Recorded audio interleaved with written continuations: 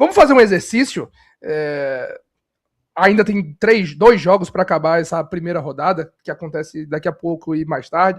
Os 3 melhores times que deixaram. As 3 seleções que deixaram melhor impressão nessa primeira rodada. Pensa aí, cada um pense seu top 3 da Copa já pra gente montar pra essa... Com Vozinha, que já pode ser o presidente lá de Cabo Verde, não time, ou não? Seleção mesmo.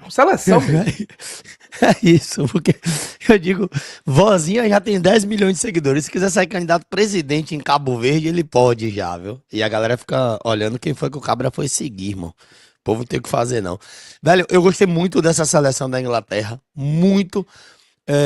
Eu acho que a França tá numa escalação suicida da desgrama. Você meter 4 atacantes e largar o meio pra Tchouaméni e Rabiot apenas. Vai ter uma hora aí que vai pegar alguém e que vai engrossar o caldo, digamos assim. Mas foi um bom jogo também, França e Senegal. E eu vou com a estreia do Messi. Eu vou com essas 3 seleções aí da primeira rodada. Inglaterra, França e Argentina, pra mim, as melhores estreantes até aqui. Tem uma novidade, quer dizer, tem uma surpresa pra mim, me permita. Os donos da casa aqui. Gostei da estreia dos Estados Unidos também. É isso que eu ia falar. Eu acho que a seleção que mais... E ele falou 3, citei 4. Tirando a Alemanha, que pegou uma seleção muito fragilizada e passou o carro por cima, né? Eu acho que a seleção que mais me impressionou positivamente, que mais me surpreendeu positivamente, foi a seleção americana, foi a seleção dos Estados Unidos. Eu acho que foi um amasso, e não pegou uma seleção qualquer, né? Foi um amasso no Paraguai. O primeiro tempo era para terminar uns 5 por baixo, né? E o segundo tempo tomou um gol, depois fez mais um, mas assim, tirou o pé claramente no segundo tempo, depois do 3-0, como a maioria das seleções tiraria. Tirou o pé e fez o segundo tempo tranquilo ali, e fez o quarto gol já nos acréscimos. As outras seleções, assim, a estreia da Noruega foi legal. Um Paraguai que não sabe onde caiu, né, Ivan? Um Paraguai que, com todo respeito, achou que era eliminatórias da Copa na América do Sul. Quando foi acordar, o bambu tava gemendo já. Exatamente. A Noruega, eu acho, o placar foi o placar que eu esperava, mais ou menos, eu acho que uma goleada no Iraque, mas a Noruega sofreu mais do que eu imaginei, sobretudo no final do primeiro tempo, quando toma o gol ali do Iraque, né?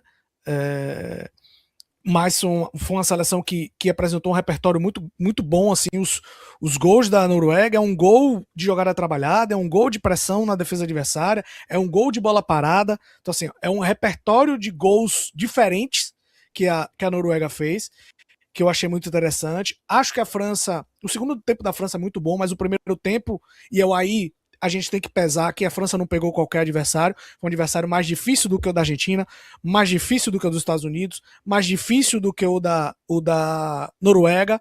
Eu acho que aí pau a pau, mas talvez mais difícil até do que o da própria Inglaterra. Então foi um enfrentamento bem complicado para a França, que podia ter ido para o intervalo perdendo o jogo, mas soube usar o talento vindo do banco, ou soube usar a versatilidade dos seus jogadores.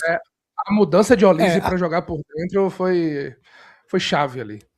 Exatamente, foi chave porque eu até falei isso ontem aqui, né? Ele botou um cara talíssimo para ser marcado pelo pior jogador de Senegal naquele momento, porque Gana Gueye estava trotando em campo com o saco de cimento que Casemiro passou para ele. Porque não estava correndo nada, estava só na nhaca ali, e aí os caras acabaram com o meio-campo de Senegal nisso aí. Então eu acho assim, a França, vamos lá, França e Estados Unidos, eu não vi o jogo da Inglaterra e não posso falar. França, Estados Unidos, eu acho que a Alemanha. Mesmo com o Curaçao sendo fragilizado. Dá pra citar mais uma, Ivan? Fez o trabalho, né? Muita gente não tá fazendo o trabalho Ivan aí. Fez o trabalho. Ivan, teve mais um, Ivan, que dá pra aceitar, porque todo mundo deu ali a Holanda de favorito. Eu acho que a estreia do Japão também foi surpreendente. Aí me quebra, eu ia falar do Japão. Não, mas assim, o Japão era tido como uma grande surpresa Copa. Meu pai falou quanto a seleção de japonesa evoluiu em Copa do Mundo. Assim, o Japão, inclusive... Uma organização absurda. Já que você pode até falar também sobre o Japão, o Japão chegou para essa Copa com 3 titulares 3 grandes titulares desfalcados. Ainda assim, era esperado que o Japão fizesse uma Copa do Mundo absurda. Então, assim, não é nenhuma novidade. Bateu na Alemanha, bateu na Inglaterra no ciclo, vem fazendo grandes jogos. É uma seleção que todo mundo já esperava que ia fazer uma boa Copa. Acho que, assim, eu não coloco como surpresa. Eu acho que o Japão era esperado que fizesse essa grande Copa. Tá dentro do esperado. E a surpresa mesmo que a de Holanda você. ganhasse. Mas é isso que eu falo, engrossar o caldo com a Holanda daquele jeito. Não, eu esperava. Muita gente colocou o Japão como líder da chave. Alguns colocaram o Japão como líder da chave. Eu citei para meu pai, 2018, Japão como 2018 que a gente sai, 2018 que a gente sai para Bélgica. O Japão ganhava o jogo até os acréscimos, aí toma o gol de empate e perde para a Bélgica na prorrogação. Né? E eu ainda me arrisco a dizer isso, ainda me arrisco a dizer que aquele Japão tiraria o Brasil, viu? Os caras botam o Fellaini dentro da área, Fellaini com 5 metros de altura, os japoneses tudo baixinho, e aí os caras ficam só empurrando bola pelo alto, sabendo que os japoneses são baixos, e aí Fellaini faz o gol. Só que agora a seleção do Japão não é tão baixa assim. Tem um treinamento de bola parada melhor, tanto que fez um gol na Holanda de bola parada. Holanda que tem bons cabeceadores. Tomou um gol de cabeça, mas fez um de cabeça também. Então acho que o Japão evoluiu muito. E isso que o Yuri falou, assim, se não fossem, se o Japão tivesse Endo, Minamino e Mitoma, os 3 jogadores que estão desfalcando o Japão, assim, um empate para mim seria um bom resultado para a Holanda. Porque o Japão com esses 3 era favoritaço para mim pro grupo. Favoritaço. Vem então, pedreira assim, do outro lado. O Japão empatar não me surpreendeu. Não me surpreendeu. O Oliver Tsubasa, versão 2026, me iludiu, viu? Eu esperava um pouquinho mais do Takefusa Kubo, velho. Eu achava que esse maluco ia dar uma subida, assim, né, no futebol japonês e tal, mas de certa forma estagnou. É o cara que assumiu, né, o manto de principal jogador, né? Porque sem o Mitoma, que seria o cara mais à frente ali do negócio, acabou sobrando pro Takefusa Kubo e realmente fez um jogo muito apagado, né? Apagado. É um jogador que teve passagem pelo Real Madrid. Itsu Doan, exatamente. Eu acho que foi outro. Itsu Doan hoje são os melhores, são os jogadores, as referências aí. Tem o Maeda, que é eu gosto muito de Maeda, Faz gol, o cara faz gol. O cara que faz gol, ele tem um molho, né? Ele tem um molho, ele sabe fazer gol. Mas eu acho que a grande responsabilidade fica com Kubo e com Doan para conduzir essa seleção japonesa. Agora, um cara que eu gostei muito foi o lateral direito, né? Foi o Watanabe, eu acho, que fez um jogaço. Né? E ele tendo que lidar com caras até maiores, com mais força física que ele se deu muito bem, né? Falhou no gol do Van Dijk, foi ali o vacilo que ele deu no jogo, mas era um cara que estava ali brigando com jogadores mais fortes e estava se dando muito bem, né? Nesse duelo. E é isso, Ivan falou, o Japão tinha um problema sério. Eu gostei do Shoyu no gol, viu, Jax?